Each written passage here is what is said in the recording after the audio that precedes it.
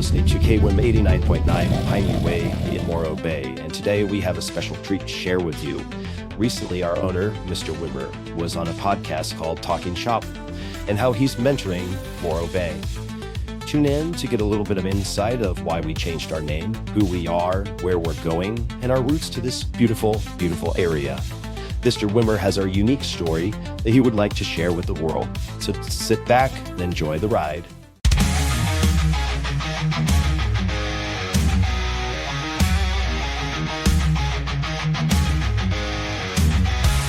Rolling down the coast, feel the ocean breeze. Engines humming smooth, yeah, I'm riding free. Got a dream, got a ride, got a place to go. If you want the best, man, now you know. Oil's clean, tires grip the ground. Turn the key, hear that roaring sound. No more worries, no delays. Wimmer's gonna drive your dreams today. Wimmer's Automotive, hear that engine roar. Morro Bay streets, we're burning up the floor. Fast lane, smooth ride, never fade away. Drive your dreams today. You can make all the plans in the world for your future, and then in an instant, they can all come crashing to the ground. Literally. What do you do when you're not supposed to be able to do the thing that you really want to do? If you're Richie Wimmer, you find a way to do it anyway. Today, we're talking about transitions, and we're talking shop with Shop Owner.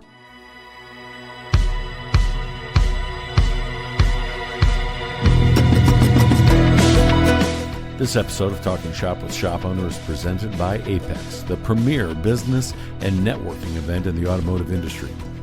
Apex 24 was a huge success recently in Las Vegas, and next year is already on the calendar, November 4th through the 6th, 2025, at the Venetian Expo and Caesars Forum in Las Vegas.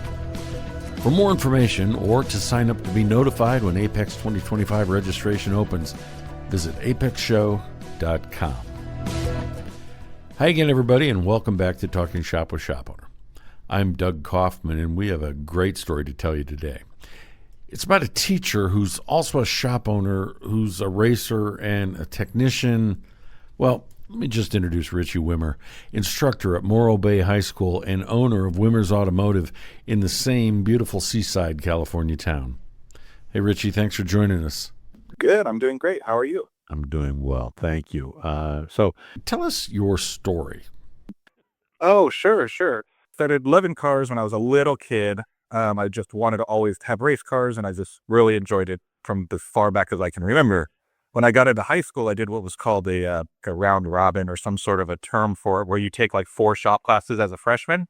Okay. You basically go like try wood shop, try metal shop, try auto shop, try print shop, or computers. This back then. That was in about 1998. So at that point, I just fell in love with the automotive side. And then I took auto for 3 years. And that auto teacher, his name was Dave McGuide. He's at Rim of the World High School in California, in Lake Arrowhead. And he just really had an impression on me. So I was an studious kid. I got into all the colleges I applied for, but I just really loved cars. So I tried to get into all the hardest schools possible, so that way I could go to the NASCAR school that they have at UTI, down in Charlotte. Yep. Yeah, that's where I wanted to go. But my parents said, look, if you don't get into college, then you can go. But then I ended up getting into college. So I studied at college for a while, which was actually kind of a bummer because I really, really wanted to do that. So then I basically ran Miata clubs. I was like president of one. I founded one. I got a little shop in Napomo in 2006, which was a few years down the road. And I was starting to build my own race car. So I bought a car for $50 with 0 parts. It was just a chassis. Then for 3 years, I just built it on the side. And I was like working in park rangering, and I worked for the county and water resources. So I was just kind of doing that, young adult thing. And then in 2008, I met John Nicelonger, who owned a shop called Jim's Automotive in Morro Bay. He said, hey, you should come work for me. I can teach you some stuff, and you really obviously like this. So even though my parents didn't like the idea of me being a mechanic, I made the choice to say, this is what I really want to do. I ended up marrying his daughter, Courtney, and then we started, that was in 2013. So for 4 years, I just did like an apprenticeship. Essentially, it wasn't a formal one, but it was just me and John, and he taught me everything about the business, everything from cleaning the floor to oil changes to diagnostics to talking to customers to parts. And I just learned all the inner workings. And his philosophy was, if you're really serious about this, you should own a business because that's how you can make it. Because I want to race cars and, do like bigger things in life. So it's like, I needed tools, I needed equipment, I had some of that stuff. I'd slowly built up my box and everything. But I never had any formal training. And that was evident, being into cars for 24 years and then coming into a professional shop, it was eye-opening. It's like, oh my gosh, this is what you actually do? By the end of the first 2 months, I just realized I had to submit. I was like, I know nothing. I might have a race car I built, but I literally know nothing. So then after, so it took about 5 years and I purchased the shop. And then I started developing technicians in 2013 once I bought it because I needed techs, I needed workers. So all I did was I got to the top and now I'm owner. So then I started backfeeding the information back down. So I developed several technicians. One of them works for SpaceX, building or maintaining rocket engines, which is super cool. Yeah. So the training that we did is I brought in digital inspections. We're the only person in the county with DBIs in 2015. So I was just trying to stay ahead of the curve and we were real successful with that. And then as the pandemic came, I had to work inside the facility more and not be here because it's kind of an unknown time. So I bought a office building behind us so I could create more of a training center so I could actually like train them like, hey, we need to do like videos now and they're not doing these classes anymore. We have to hook up with, online stuff. So I kind of created like a workspace in the doctor's or a learning space in the doctor's office. And where our thought was eventually we're going to have to rebuild batteries. So you'll need like a clean room for that. So it all kind of made sense. Like, hey, buy a doctor's office that already has all this stuff. And it happens to be right next door. So I was like, this is great. So we spent basically the next 5 years during the pandemic, or I guess 3 years, the shop was doing that, developing the staff. And then I think right before the pandemic in 2019, I ended up buying a car. I was looking for a specific Ford Explorer and I found one for $600. So I said, cool, I want one of those. So I went out to San Luis Obispo and it was at the high school. And I had never been to the high schools here. So I'd been, in the area now for however many years that is, long time, almost a decade. And I had never even visited the high schools. The high schools never reached out to me. I didn't even know they had auto shops. Right. It's like, oh, this is cool. So you guys have a great facility. It's amazing.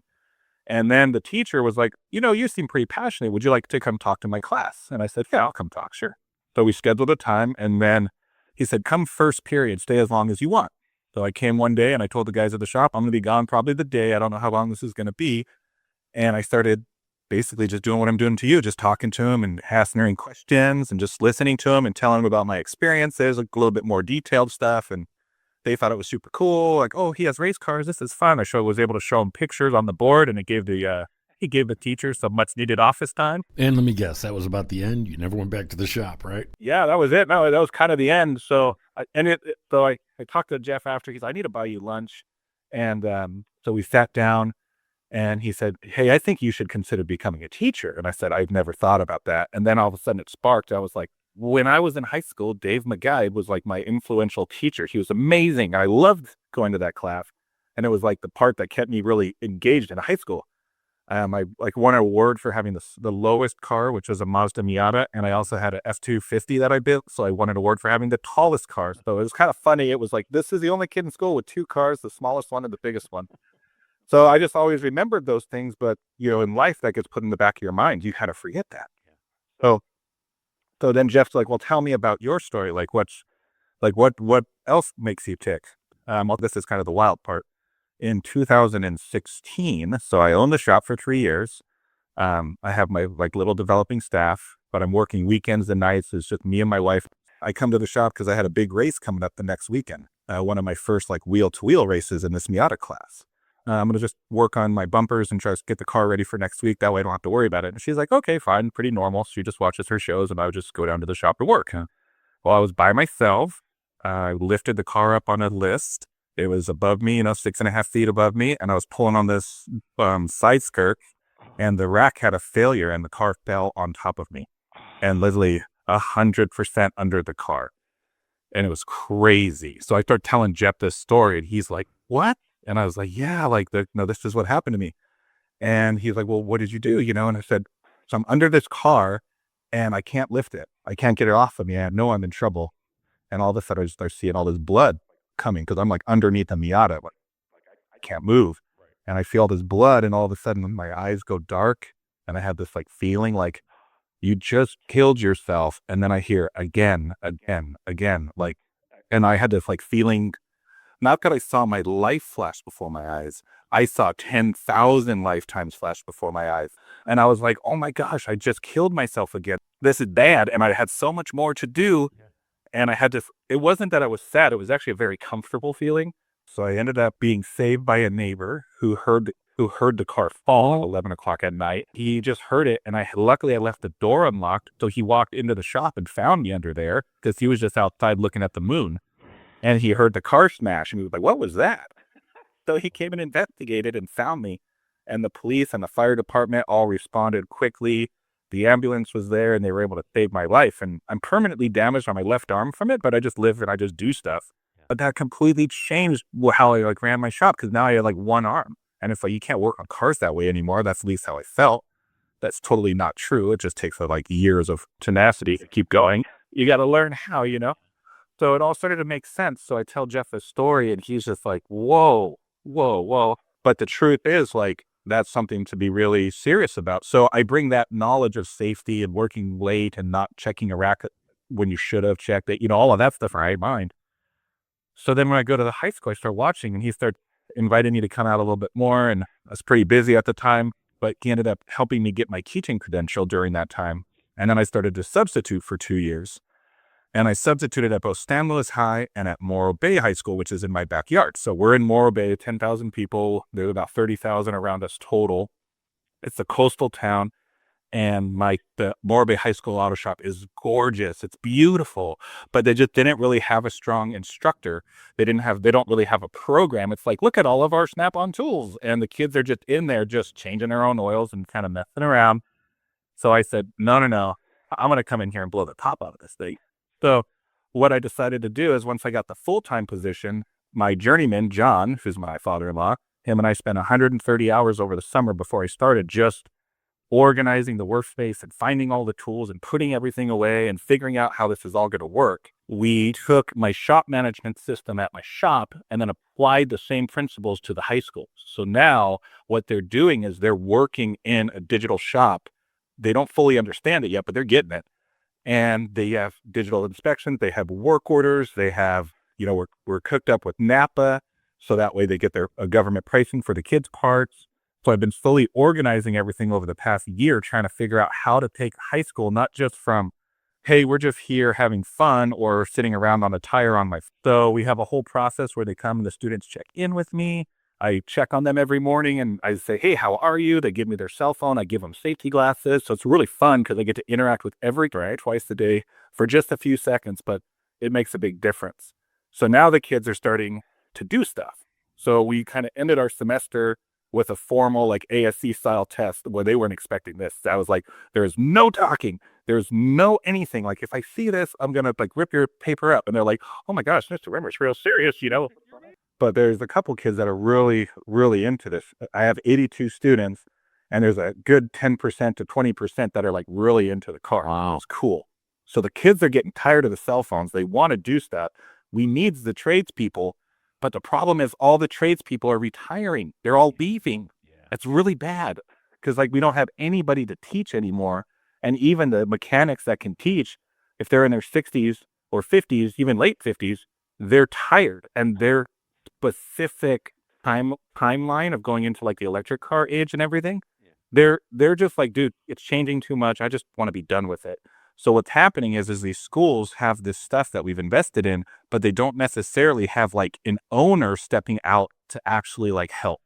So that's what I think is kind of fun and interesting, because I'm not just like a retired tech, or I'm not just some guy that kind of likes cars that I'm a teacher. It's like, no, I'm like a business owner and I'm here to help you. Like, because if we won't have technicians, we won't have service people.